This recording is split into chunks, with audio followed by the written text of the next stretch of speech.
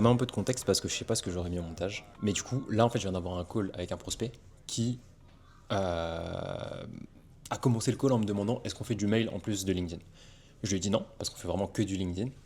Et au moment où il m'a posé cette question, j'ai bugué et je me suis dit qu'il fallait pas que je retombe dans mes travers. Pourquoi je dis ça? Parce qu'en fait, il y a une époque, au tout début de Kaboom Kitchen, on pouvait me demander n'importe quoi. Est-ce que vous faites du LinkedIn? Est-ce que vous faites du... Bah ça oui du coup. Est-ce que vous faites du mail? Est-ce que vous faites du téléphone? Est-ce que vous faites ci, ça et ça? Et j'aurais dit oui à tout en fait, à cette époque-là, au tout début de Game Kitchen, parce qu'en fait j'avais juste envie de tester les offres et j'étais surtout friand de bosser avec des gens. Tout simplement, j'avais envie d'avoir des clients, donc j'aurais pu dire oui à tout. Quand il m'a posé la question, j'ai bugué et en fait je me suis dit, je pense que ça va être un call perdu.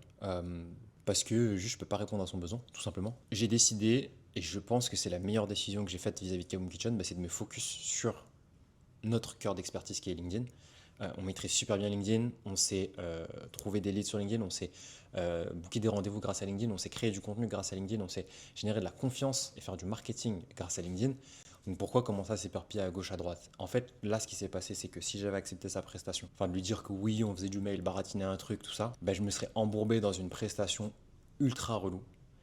Et en plus, en termes de budget, je pense qu'il aurait peut-être pas essayé de négo, mais soit ce ne serait pas passé, soit il aurait fallu que je baisse mon prix, ce qui, encore une fois, est pas possible. Donc bref, voilà. Tout ça pour dire quoi? Tout ça pour dire que ça y est, ça change un peu. Fini de baisser son froc pour certains clients, pour une presta de plus, on va dire. Maintenant, on reste focus sur notre offre, notre cœur de métier, notre expertise. Et je pense qu'en vrai, pour une boîte, il n'y a pas mieux.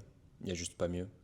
On sait ce qu'on sait faire, on sait pour qui on le fait, on sait comment on le fait, et on le fait de la meilleure des manières.